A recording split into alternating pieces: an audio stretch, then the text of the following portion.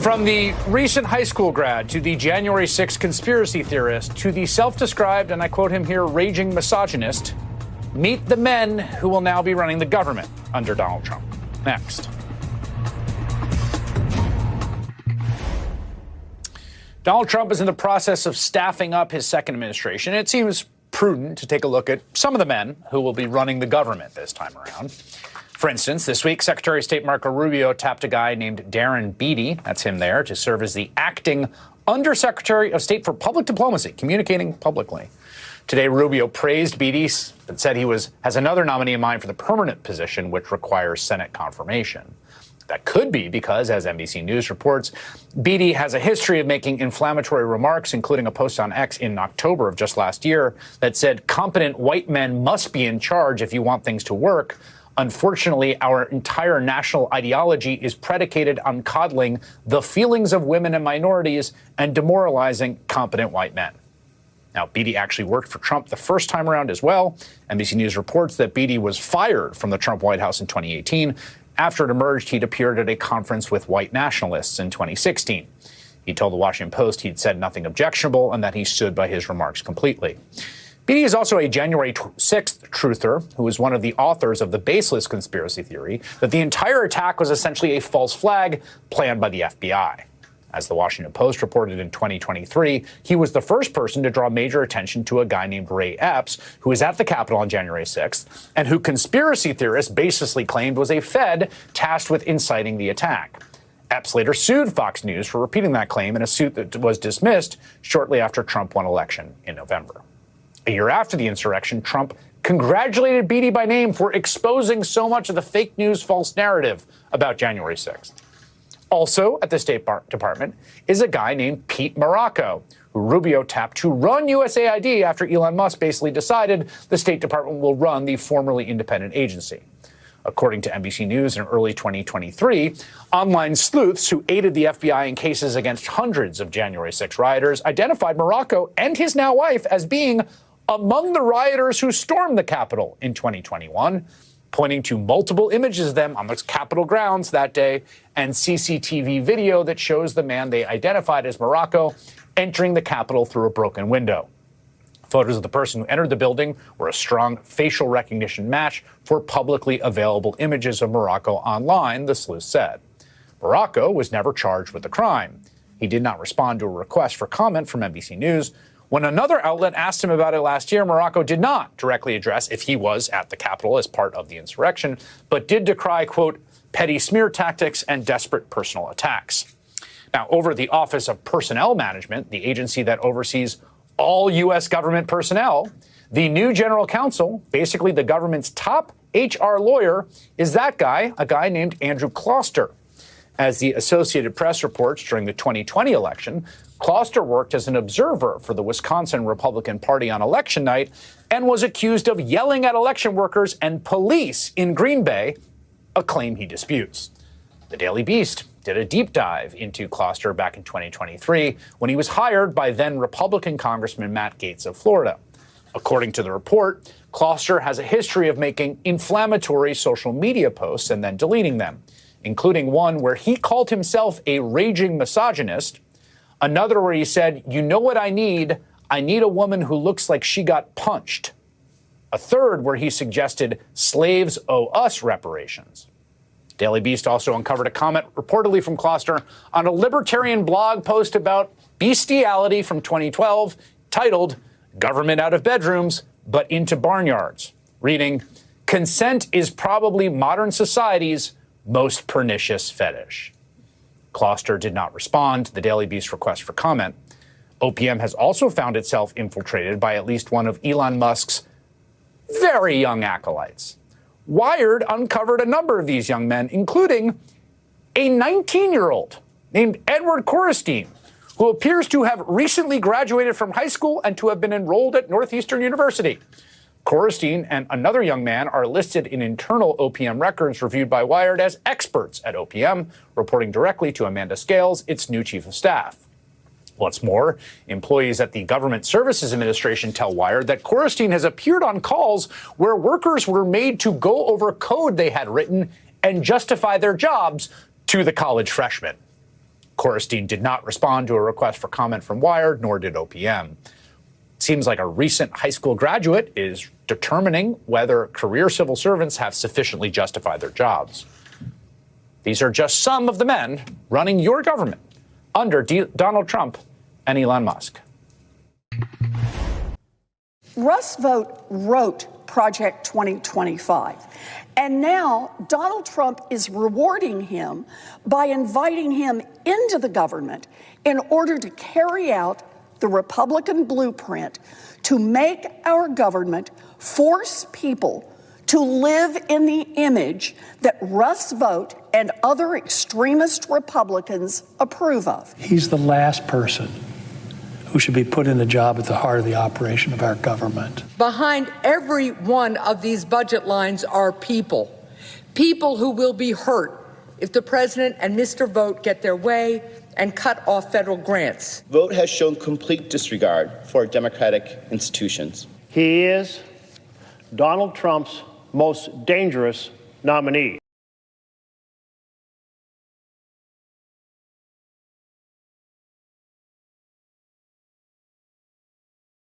Cut off federal grants. Vought has shown complete disregard for democratic institutions. He is Donald Trump's most dangerous nominee.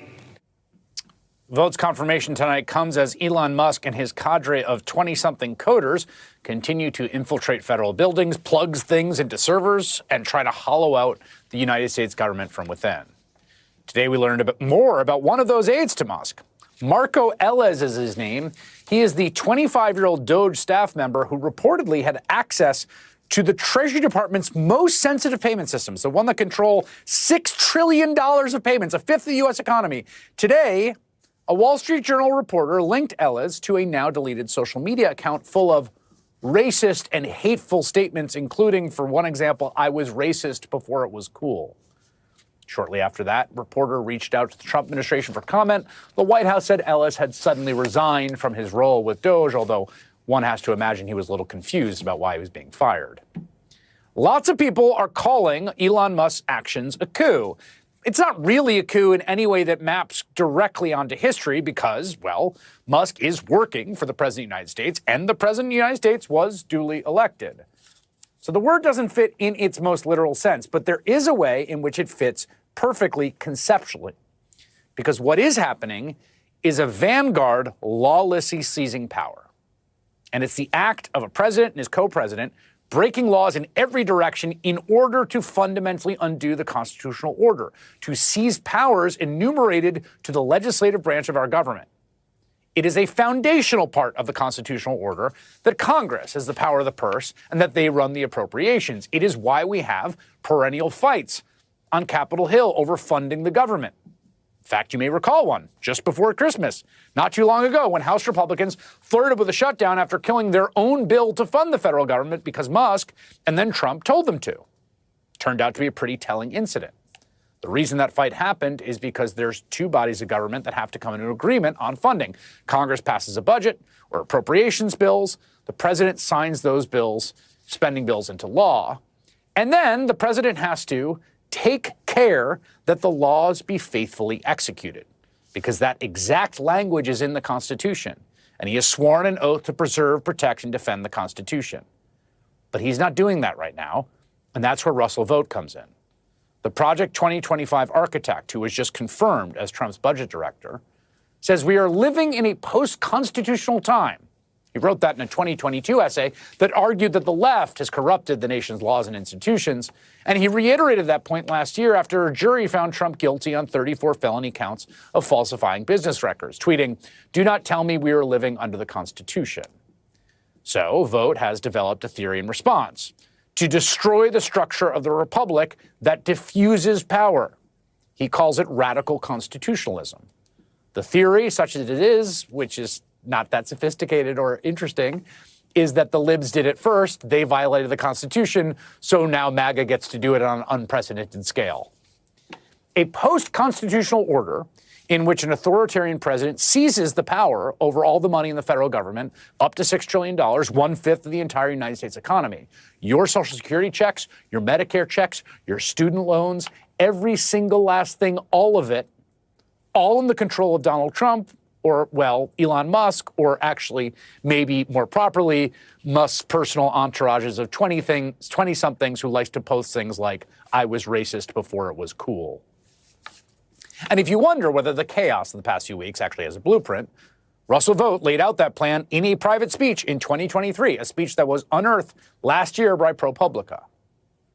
We want the bureaucrats to be traumatically affected. When they wake up in the morning, we want them to not want to go to work because they are increasingly viewed as the villains.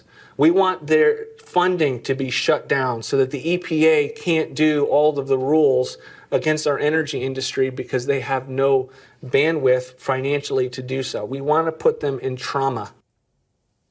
Put them in trauma. Now consider the category of people we're talking about, right? Like air traffic controllers. Do you want air traffic controllers to be in trauma? Do you want air traffic controllers not to want to go to work? Do you want air traffic controllers to just leave their jobs? That's what Russell Vogt says he wants.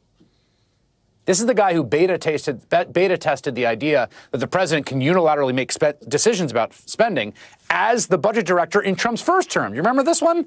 Again, maybe lost to history, but I was there. I remember it. Russell Vogt was one of the administration officials who actually tested this out on $400 million appropriated by Congress, signed by the president for arms sales to Ukraine. And at Trump's request, Vogt and others just didn't release the money, impounded it, froze the arms sales.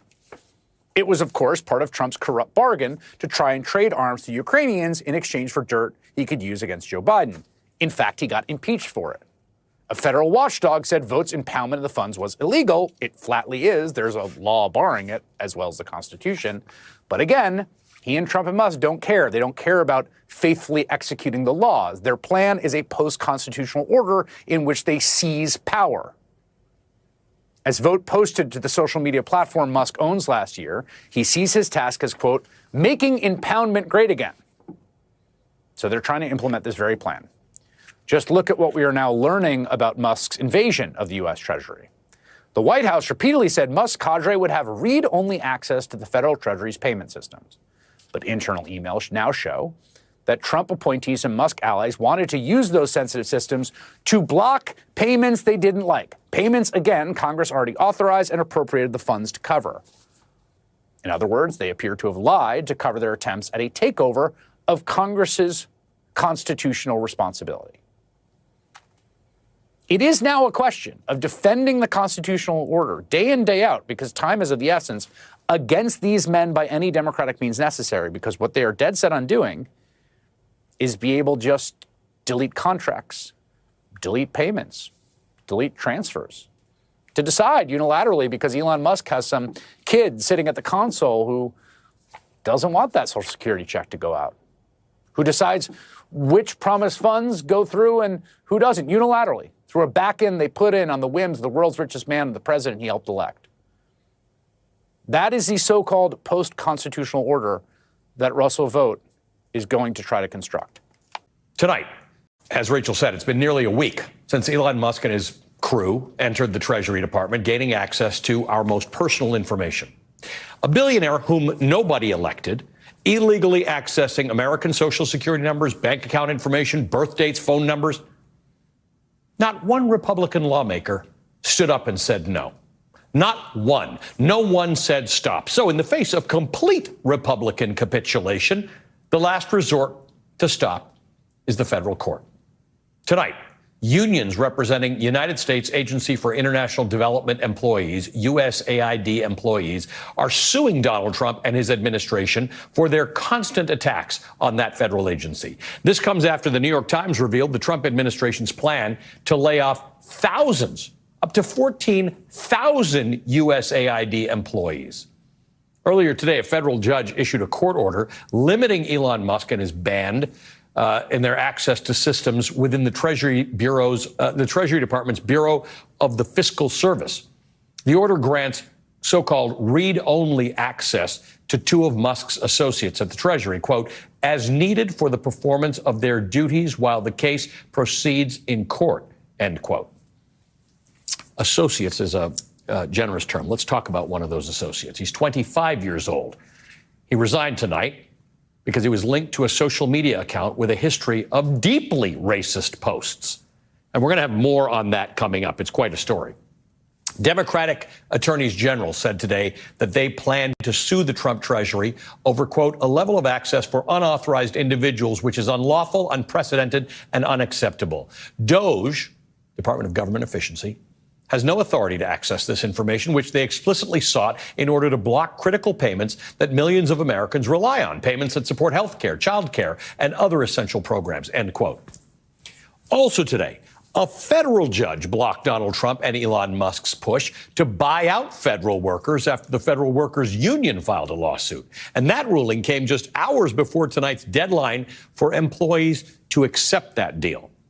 A court hearing on that is going to be held on Monday. And in another blow to Donald Trump, today a federal judge, a Reagan appointee, blocked Donald Trump's effort to end birthright citizenship, saying, quote, the fact that the government has cloaked what is effectively a constitutional amendment under the guise of an executive order is equally unconstitutional. It has become ever more apparent that to our president, the rule of law is but an impediment to his policy goals. The rule of law is, according to him, something to navigate around or simply ignore, whether that be for political or personal gain. There are moments in the world's history where people look back and ask, where were the lawyers? Where were the judges? In these moments, the rule of law becomes especially vulnerable. I refuse to let that beacon go dark today, end quote. Donald Trump and Elon Musk's shock and awe efforts over the last 17 days to end birthright citizenship, to freeze payments for grants and other programs, and to gut the federal workforce have stopped so far at the judiciary. It shouldn't have to be this way. Republican lawmakers who believe in the Constitution, and I thought stood against government overreach, should be outraged.